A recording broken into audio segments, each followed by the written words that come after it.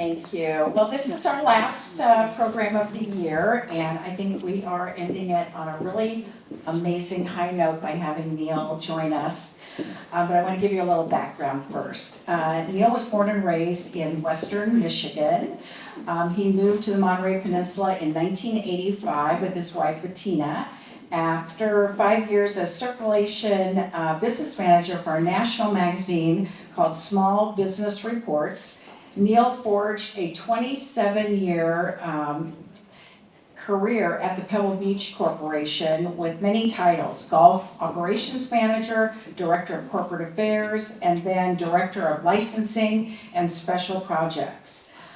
From there, in addition to his career, Neal became well known on the Monterey Peninsula for his historical research, lectures, and writing. His Pebble Beach Golf Links, the official history, was awarded the 1999 Book of the Year by the International Golf ING Group. And then his last book, which was The Ultimate Round, Pebble Beach Golf Links in 2015, also won an ING award. But many of you may know him for his writings in the weekly Pinecone, which was called History Beat, a column that, despite living in Florida since 2015, he continues to do that remotely and keeps us informed on all cool historical things in the Pinecone. We're very lucky. He has also been researching and writing, for those of us that are members of MPCC, the Centennial history of the Monterey Peninsula Country Club that we've been getting excerpts in our quarterly newsletter. And today we are very excited to share that he will talk about the rise of women's club in the United States, and then specifically our club here as we do our Centennial celebration. So without further ado, please help me in welcoming Neal. Thank you.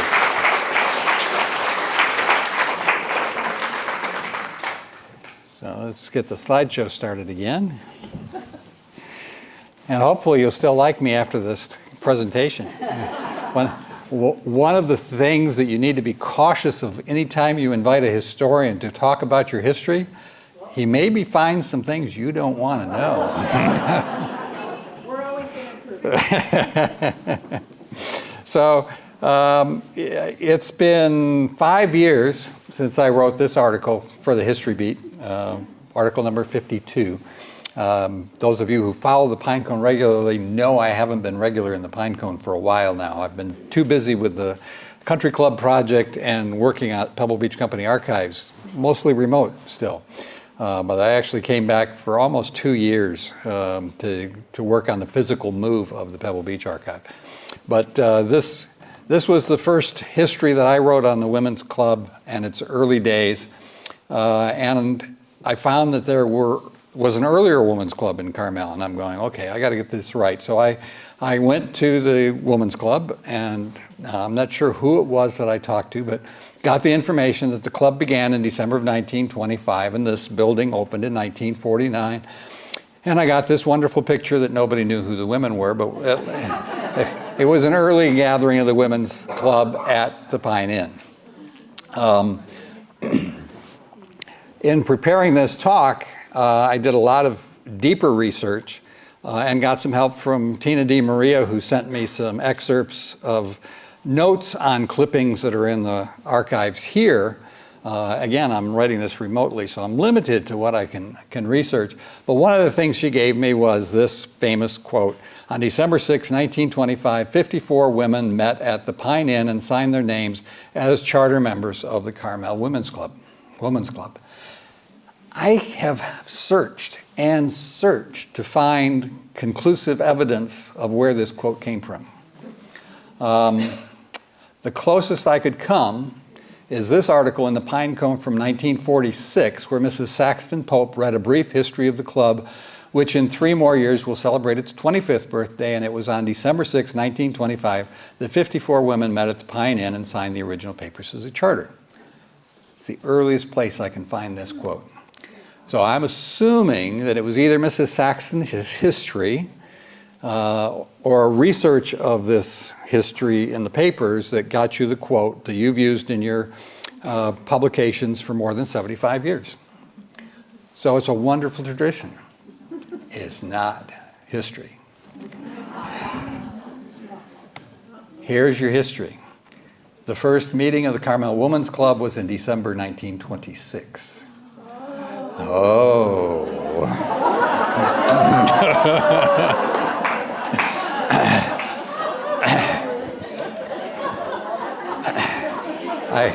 I kept digging a little bit more, and I found this November article that there was an organizational meeting in November of 1926 where Mrs. Oliver Gale was elected as the first president.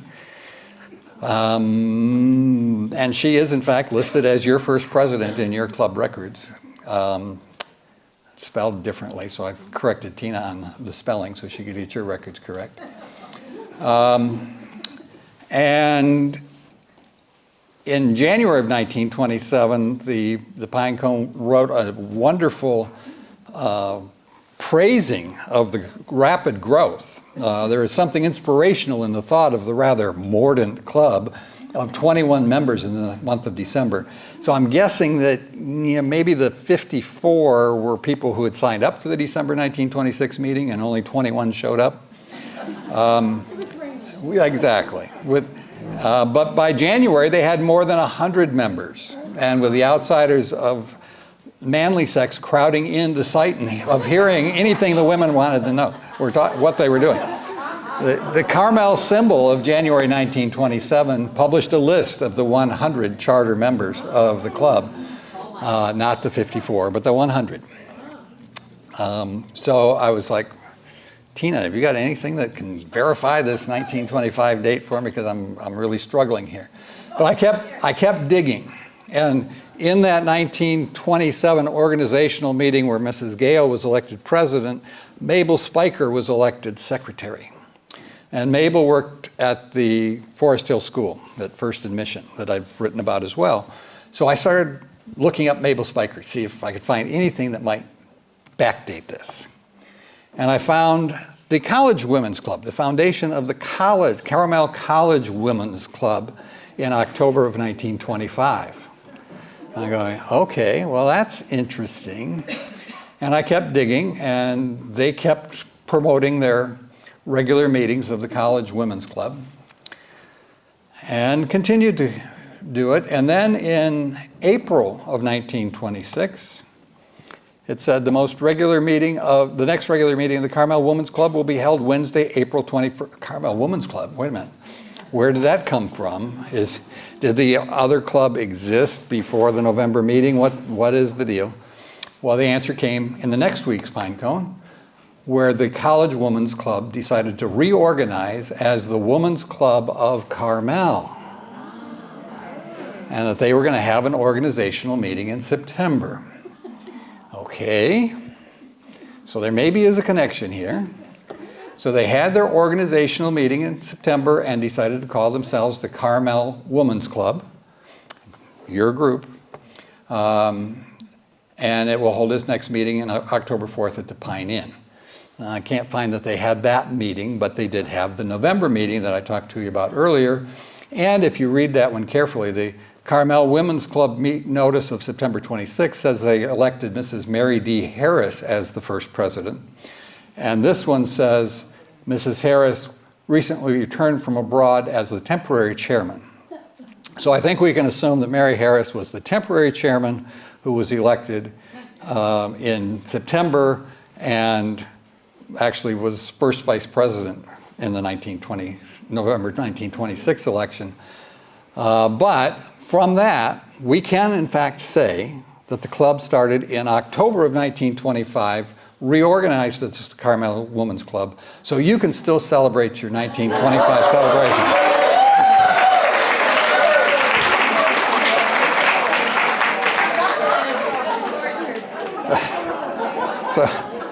So I was happy to find something that I could relieve you of. You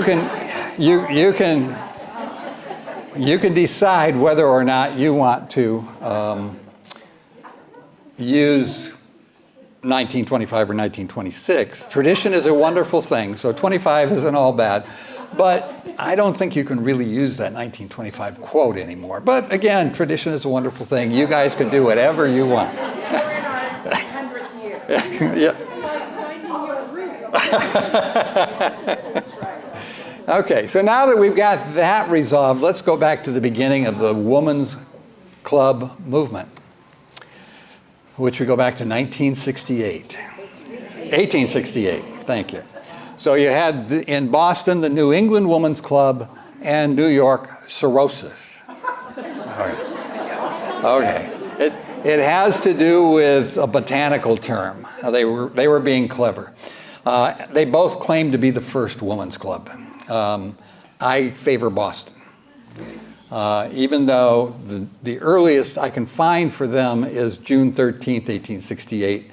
They were an active group with a huge membership and some big names. Mrs. Ralph Waldo Emerson, Mrs. Julia Ward Howe, who wrote the Battle Hymn of the Republic. So this was a significant group. And their history, written in 1894, says that they were actually formed in February of 1868. Whereas Cirrhosis, there is no question of when they formed. They formed in April of 1868. There was no earlier women's club in New York. This was created because of a snub. The New York Press Club was having a farewell dinner for Charles Dickens. And because Dickens could be off color, the press club would not allow the women members of the press club to attend. And Jenny June, a columnist in New York, said, well, that's not going to happen. So they had the men's only meeting with Charles Dickens. She then organized this women's meeting very quickly at the same Delmonico's restaurant and invited Dickens to come and talk to them. He declined. But the women met, they had their big luncheon, they formed their meeting, and they claimed to be the first women's club in California. In the United States. So they were very organized, and Jenny June in particular was very organized. And they saw, as more and more women's clubs were gathering up around the country, that there needed to be a Congress to bring them all together. So they sent this messenger out in 1873 inviting all the groups to come together. It was not an immediate response. But by 1890, they actually did have a convention in New York with over 100 delegates from 64 clubs, including from San Francisco and Los Angeles. Jenny June said that the New England Women's Club did not participate in the Congress because they were jealous. Who knows? But among the California women that were at that Congress was Phoebe Apperson Hearst. But if there was jealousy involved, it wasn't because of the first president of the New England Club, because she had moved to Los Angeles. And she started the Los Angeles Women's Club, and then a few other clubs, and one of her clubs actually was represented at the Congress. So she wasn't jealous, but she didn't go herself because she was getting older. But she became known as Madam Severance, and very popular in the Los Angeles circles.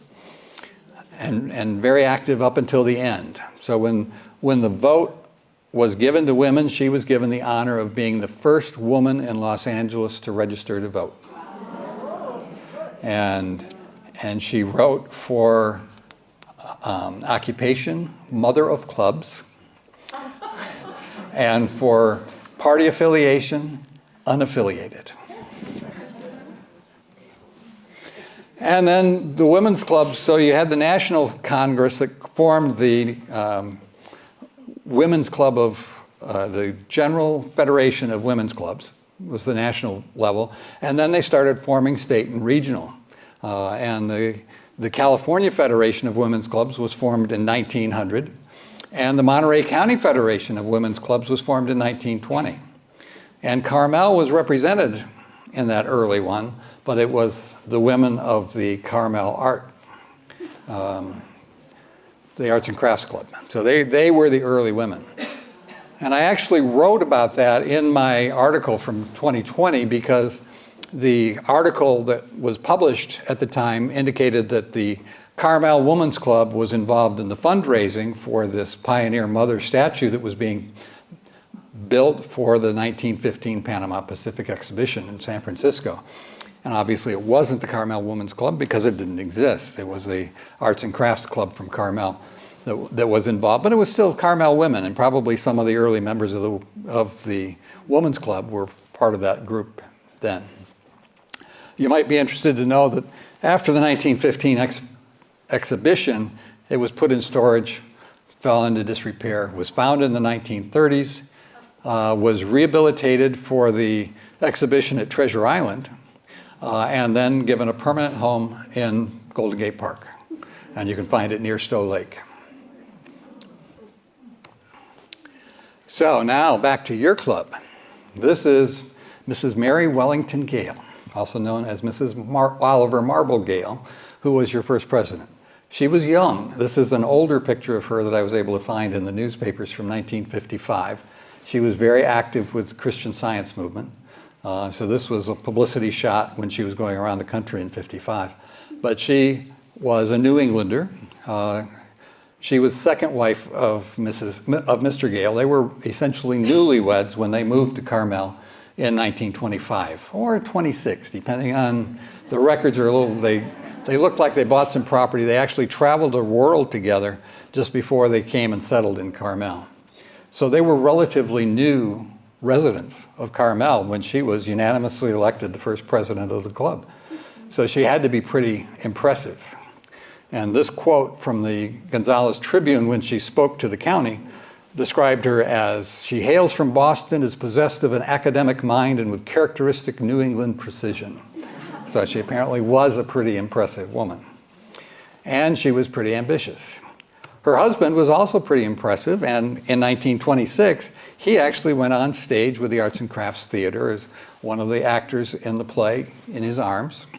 And he was also a published writer. He wrote several children's books, sometimes under pseudonyms, Eliot Whitney, Oliver Gale, Robert Duncan, and he also participated in this huge volume of American history that he wrote.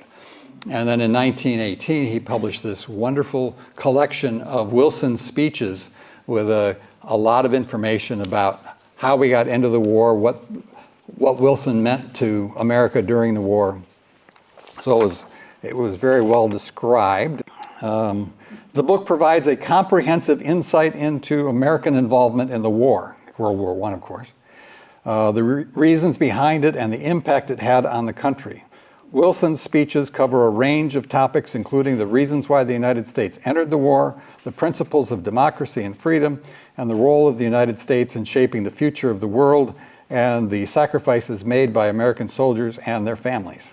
So it was a comprehensive work and very important in the relationship between the Gales because they played off each other very well, and Oliver actually became one of the early speakers at the club. Now, at her election, she gave a wonderful address about how it was a real experiment in citizenship to be part of the Women's Club in Carmel, to bring about a solidarity of the women of Carmel, to promote a community spirit. She talked about how we elect our trustees, which what we called city councilmen today, they called trustees then. We elect them, but do we continue to support them in doing the things they need to do? And that's something that we can do collectively as a women's club more than we can individually. So it was a real call to citizenship. And that in all of the studies in drama, literature, art, and music, that only makes us stronger citizens so that we understand the culture and we can be that much more impressive. So she truly was an impressive woman. And in December of 1926, she set up all these sections for the club with people in charge. So there was a civics section, a current events forum that was a bi-weekly forum open to everybody in town, not just for the women. The International Relations Committee, the Education, Dramatics, Literary and Music, Nature Study, Gardening, Hospitality, House Committee, Publicity. It's enough to wear you out for a new club. And they didn't waste any time. The first forum was presented on December 16th. And Dr. Wilson Davidson, who was a retired Army surgeon who had served in the Philippines, spoke about the state of the American Union and particularly about the Philippines, while Mr. Gale spoke about the world and all the things that he was sensing from the world. They had a little disagreement on what the United States should do with the Philippines, but it was clearly a very interesting forum, and these continued on bi-weekly. So in January, she starts building her program, and in January she announces plans for the Carmel Women's Club to present an Institute of World Affairs conference. That's ambitious. In February, she presented a special forum at the Sunset School Auditorium with Argyle Campbell, who was the city attorney here and Monterey, and he was discussing the proposal for making Monterey County a charter county. Very controversial discussion at that point of history. And in March of 27, she realigned plans. After meeting with Stanford, she realized that their planned institute was too big for the club, that the club would continue to be a host. Some of the women would be on the planning level, but they needed a separate organization to make this institute really work. And then in May, she proposed a $100,000 bond to finance a new recreation center on Carmel Beach to replace the old dilapidated bathhouse. It would include a swimming pool, tennis courts, and a gymnasium. So if you're not familiar with the old bathhouse, this was the old bathhouse that used to be on Carmel Beach. Now you got to remember, when this was there, the last north-south street in town was Monteverde. Everything below Monteverde was beach. And this bathhouse went in the late 1800s. And by 1927, it was in pretty sad shape. Most people, including Perry Newberry, the famous mayor and outspoken citizen, wanted it gone. And the thought of replacing it, especially with a $100,000 bond, did not set well with the city leaders, especially the men of the city. Although it's important to know that when the Women's Club started, the women were in the majority, and the majority of the voters were women. And so it was an interesting time. Now, Mrs. Gale was already getting some gentle ribbing from the pine cone, like this Valentine from February of 27. To make the women against the men is to our thinking rank as sin. Why do you need a woman's club when a woman's club is a rolling pin?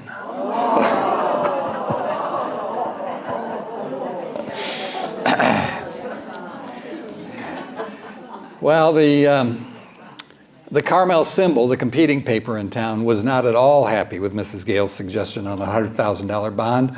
And he wrote, "The trouble with the Carmel Women's Club is that it's one of those let's do something complexes, inspired by a leader who likes action. Communing with wildflowers and listening to nightingales isn't her idea of a good time."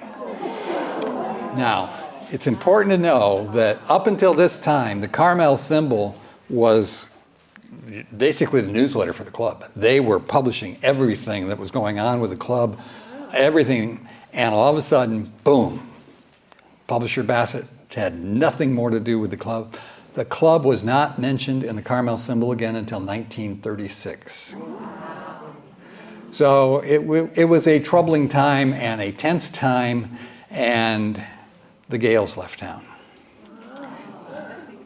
So June of 27, she's no longer your president. So assumedly your first vice president, Mrs. Harris, would have been your next president. There's no records. The club didn't have a minutes book back then. So there's no record of whether that really was the case, and we'll follow on with that. But I think it's interesting that they left town, and 2 years later, Mr. Gale published Karnak, the Lifebringer, which is kind of an interesting book about prehistory. But it's all about a man who chipped his story in pictures across the smooth face of a cliff and told his story that way. He discovered fire and the use of the bow and arrow, and how his startling innovations led the conservative members of his caveman tribe to drive him out into the wilderness. Yeah, think there was any kind of a dig at Carmel in this book? Well, let me assure you that in chapter 3 he says, life bringers, which he considered himself one, I'm sure, are as a rule looked upon as nuisances. We, general society, and probably Carmel in particular, want to be permitted to cling in peace to our old familiar caves of theology, politics, economics, and other social order without being disturbed. Our idea of heaven itself is a glorious and musical sort of place where everything is over and nothing more can happen. Whereas life is in fact in a state of flux in which nothing is ever crystallized or finished, a ceaseless discard, renewal, and refreshment, a forward march into the unfoldment, a vast experiment with good and endless experience with God himself, who is life and gives it endlessly. To be on guard against a changing life is to ward off life itself, to miss the very point and purpose of existence. So I think it clearly was a dig. I haven't gotten all the way through it. I found it while I was ordered a copy, and I've started reading it, but it clearly was kind of a dig at Carmel. And you have to remember that Carmel had just had Perry Newberry as the mayor in 1922, who won on the campaign trail as, if you want change, don't vote for me. So he was considered the backbone of Carmel, and both as mayor and later as Pinecone publisher, he had his sense. But very little was written about the Women's Club for the next several months, I mean. So Carmel Women's Club had their election of officers in 26, and you had Mary Day Harris was the first vice president, Letty Harvey was the second, Maud Arndt the third. One would assume that Mary would have become your president when Mrs. Gale left town. So who is she? Mary Day Harris was a Westerner, Midwesterner. She was born in Illinois, married a Nebraska man, followed him around because he was a successful businessman. He retired early at his doctor's recommendation, bought a stock farm in the Ozarks. She started writing magazine articles about life on the stock farm, and then they went back to Omaha in 1917 to be closer to family. Their son died during World War I, and a few months later, her husband died, so she's widowed. Her daughter, Celia, graduated from University of Nebraska in 1907, and they went to New York. Now, I suspect they went to New York to be in touch with publishers, so she could probably make a little bit more money publishing. This seems to be where she got involved in politics and became politically active. And probably where she met Letty Harvey, who was the second vice president on that list. Letty and her daughter Gladys, who was about the same age as Celia, were from Menominee, Wisconsin. And soon the Harrises were in Menominee, Wisconsin, along with the Harveys. And if you're not familiar with Menominee, Wisconsin, it's about 250 miles north of Chicago and very cold in the wintertime. I can't imagine anything but a friendship would have forced these people to move to Menominee, where they became very active in the women's movement. Now, when Letty's husband died, she also became a widow, and then her daughter in Evanston, Illinois died, and they all four, the two mothers and the two daughters, moved to Evanston to help with the family there. And to give you an idea of how active Mary Harris had become, this is a quote from the Waukegan News when she was going to be a speaker at the League of Women Voters Conference there. So she was a woman of wide experience in public life and has a very fine sense of public values. To give you an idea of how wide a sense she had, she actually attended the national conference of the League of Women Voters in 1922 and 1923, went on to go back to the Menominee people and report on the 1923 conference. So she was well-traveled, very active in both the Menominee Women's Club and the League for Women Voters. And somehow she ended up in the summer of 1923 in Carmel. We don't know how, but we do have records that Mary and her daughter Celia were in Carmel renting a house on San Antonio. Then she actually, a letter that she wrote was on the front page of the 1926 Carmel Pinecone. And she became an active player, this is Celia, became an active player with the Arts and Crafts Club, and I suspect as a graduate of the University of Nebraska, she was part of that college women's club that organized in 1925. And when they decided to become the women's club, Celia likely said, my mother knows all about women's clubs and she's a good organizer, so let's bring her in. And that's how she got elected as the temporary chairman at their first meeting in September of 26. Unfortunately, according to Mary's obit that was published in the 1947 Pinecone, she was not a full-time resident of Carmel. She lived in San Jose and came down for long visits, but was only a full-time resident for the last 2 years of her life. So maybe she was president, and maybe she decided not to be president, in which case it would have fallen to Letty, who was also a part-time resident because she had a primary residence up in Berkeley. Or it might have been Arndt or not. We have this interesting mystery. But in February of 28, finally, the Pinecone writes something about the Women's Club. And it's this wonderful roster of what they were up to, what their schedule was for the coming month. Doesn't mention anything about officers other than the parliamentarian. I noticed that it reports everything was going good from all sections. So the club was still actively working. Although I note that the forum that was bi-weekly is missing from the calendar. So whether that continued or not, we don't know. But then the Pinecone started talking about these are three of the things that showed up in the Pinecone that the women were up to. They were helping with the reception at the Harrison Memorial Library, that the garden section helped establish the garden at the library, and was now turning maintenance over to the library directors. And in May, the civic section had taken the lead in getting all of the signs removed from the new Highway 1 between Monterey and Carmel. So good on you for that. And then we have this odd quirk. So we had the election in November of 26, and now there's an election in May of 28. And Mrs. Harry S. Nye, Grace Nye, was re-elected as president. So when was she elected? Did they have a special election in July when the Gales left town and she became president because none of the vice presidents wanted to be?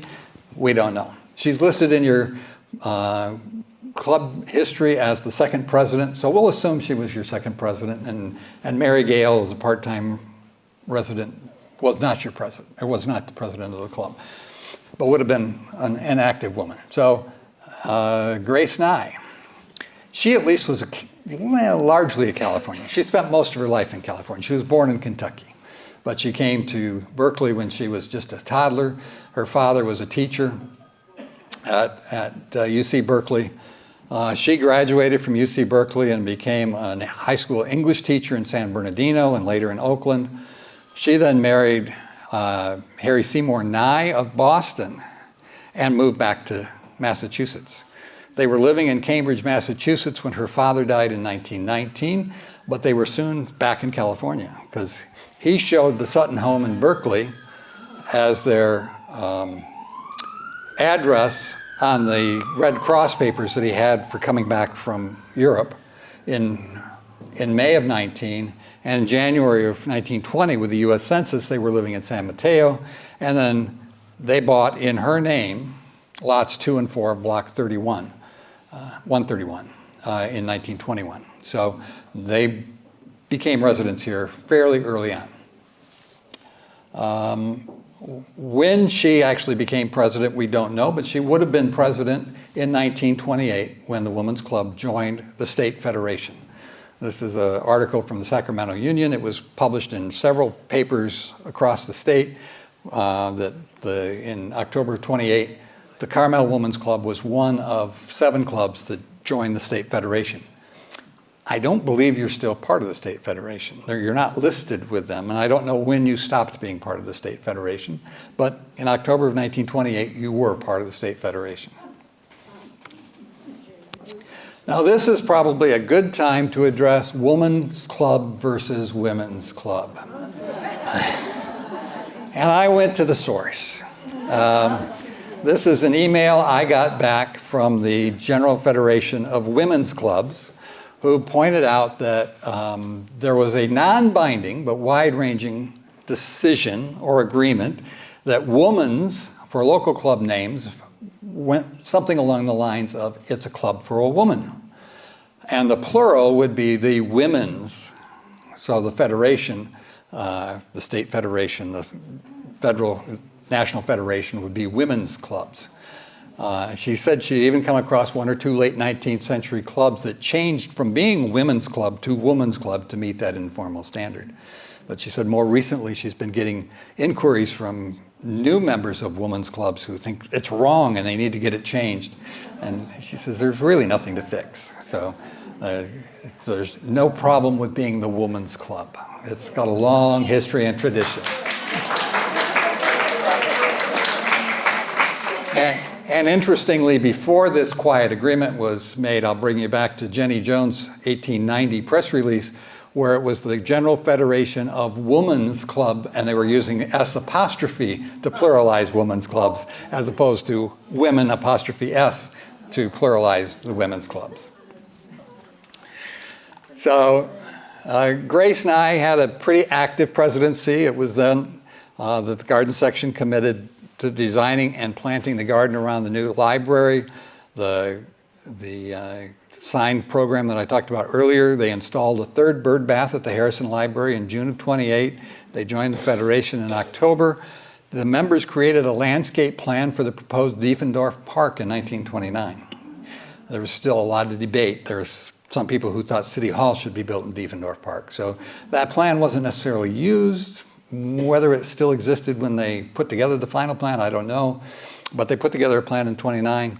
And they hosted their first Carmel flower show in the El Paseo courtyard. So that was the beginning. The garden section was a very active section in the early days. Not only at the Harrison Library, but doing all kinds of things around town. They got more press than anybody else. Now, I'm not going to have time to run through all of your presidents or all of your history, but one more that deserves mention here is Hester Hall Schoeniger. This is Joseph Schoeniger. She also was a late resident. She came in 1925 and built one of the first homes on Carmel Point with her husband. They were both very active, but she was particularly active in education. She had 3 kids, and she helped form the first Carmel PTA when it was just Sunset School K through 8. Her daughter went to Monterey Union High School because there was no high school in Carmel, so she formed the first PTA there. So she was president in Carmel and served on the board in Monterey, and she was a founding member of the Carmel branch of the Women's International League for Peace and Freedom. She helped form, she was elected to the Carmel Women's Club in October 1929, elected trustee of Monterey Union High School in 1930, and elected trustee of the Community Chest in 1930. So she was busy on other things even when she was president of the club. That's the kind of strong women you've got a history of here, and I think you should be well proud of that.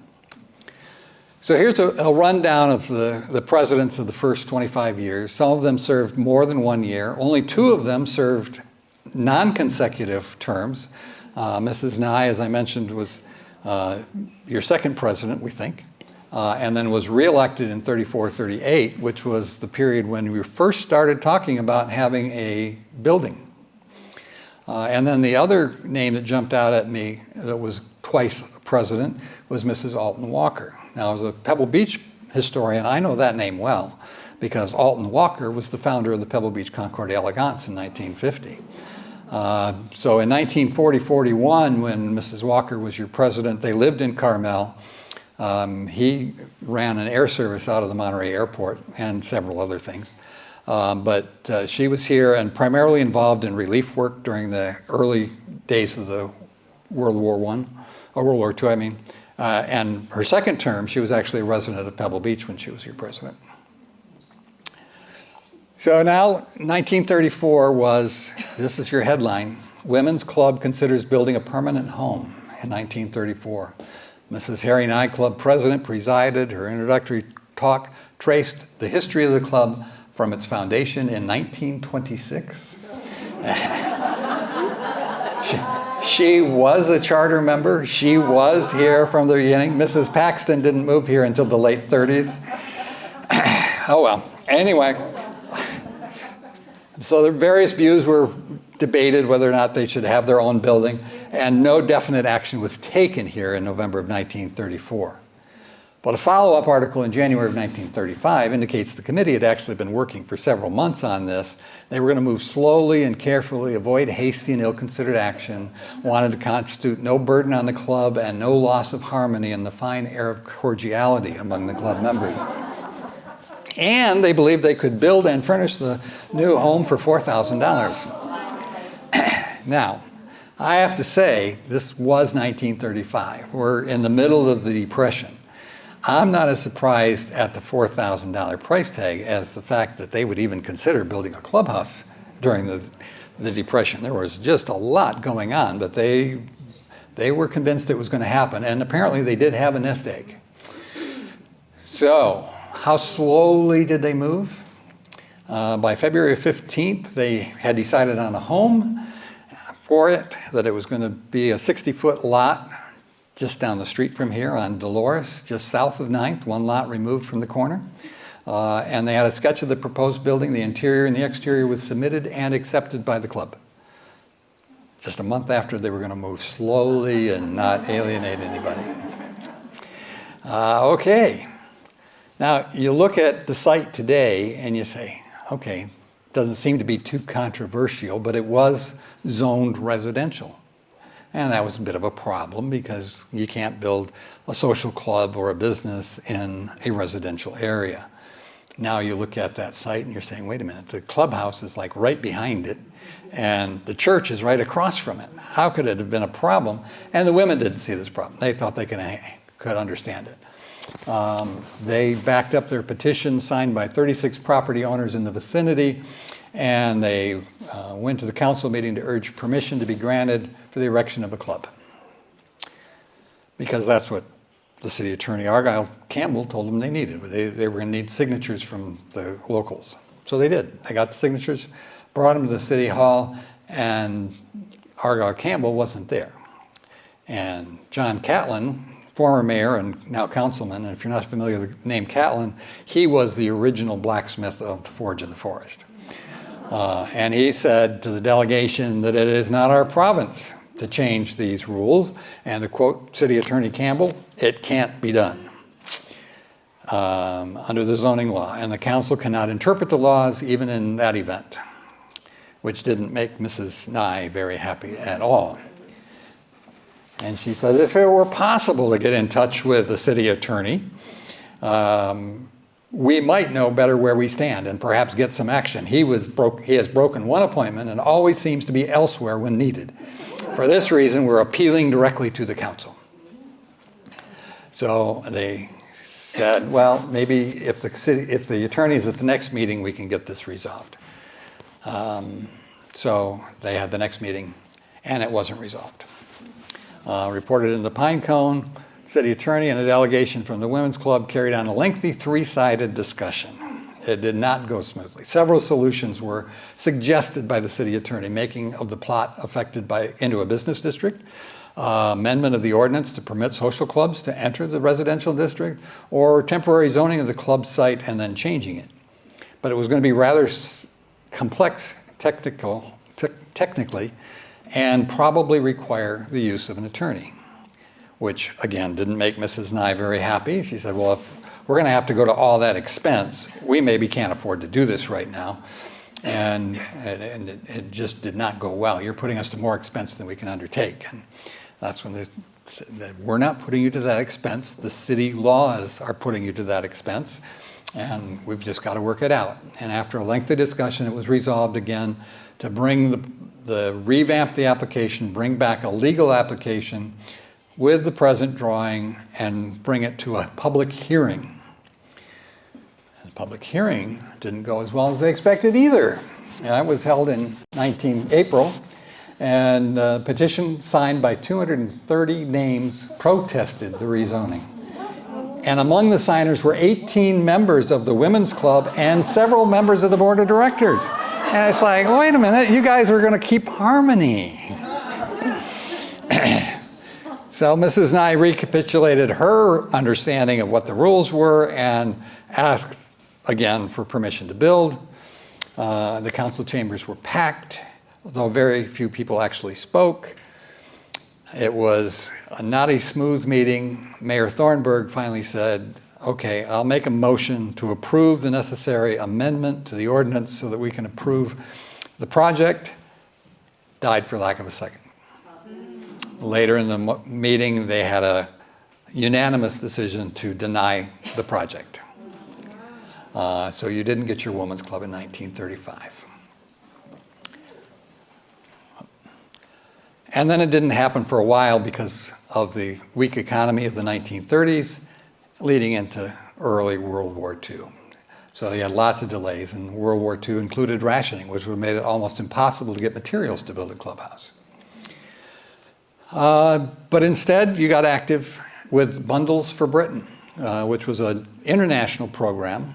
Depending on your source, it was probably started by Mrs. Winston Churchill, and they encouraged help from all over the world to provide for the needy in Great Britain who were being bombed by the Germans.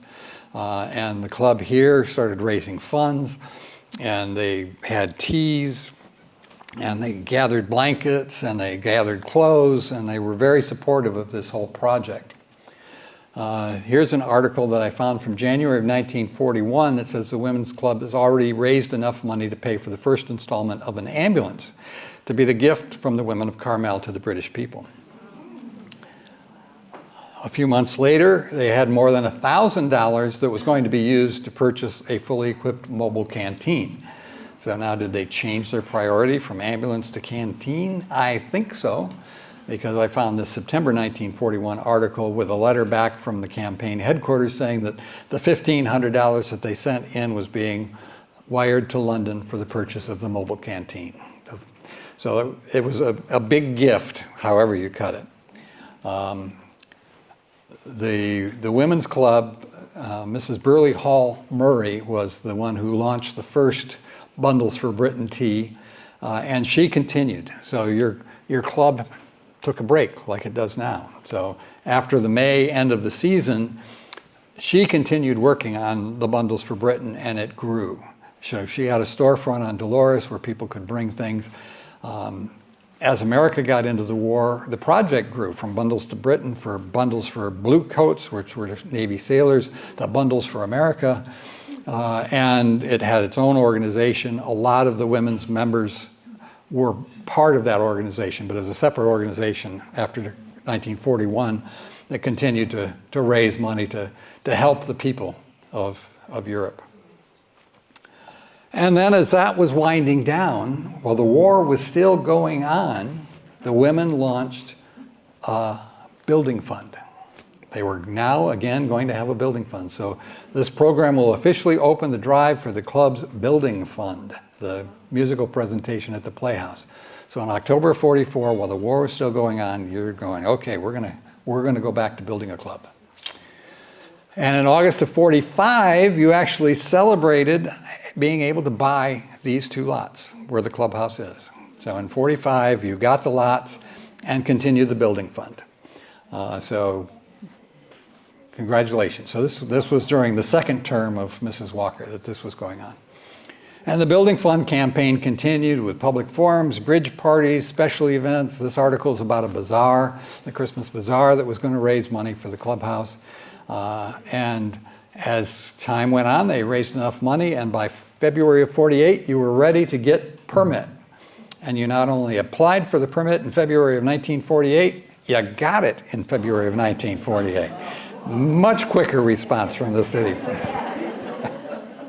Now, by this time, the church had been built. And I can tell you that the newspaper reports when the church was going for a variance were reminding them that you refused the variance for the women's club. What's the deal?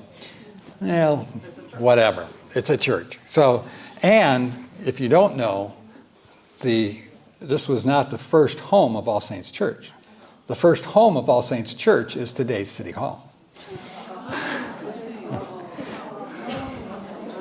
So anyway, you got your permit much quicker in 1948, and you hired Thomas Elston as your architect. He was a graduate of UC Berkeley. His father was a professor at UC Berkeley. He was down in Pasadena with his wife right after they got married, but he came up here in 46 with some kids, established an office on 6th Street here in Carmel, and got a partner who had an office in Salinas that was affiliated with movie sets.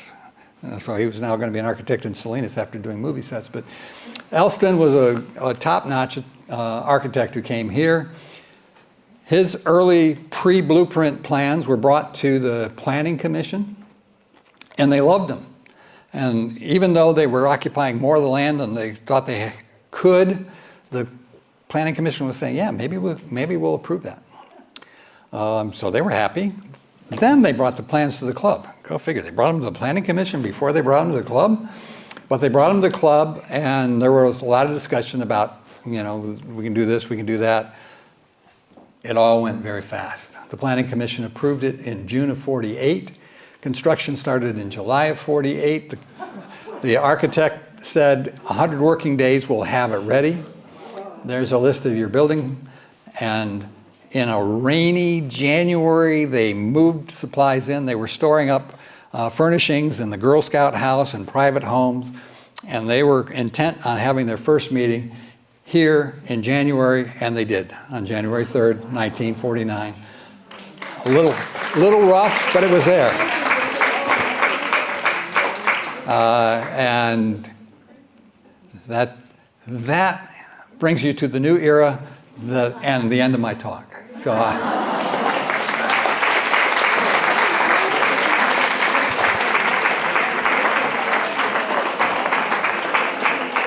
Thank you, Neal. get that out of the way. So, because we are celebrating our 100th year a little early, we're giving you a pre-birthday celebration of a Centennial mug. And Very so good. Enjoy it.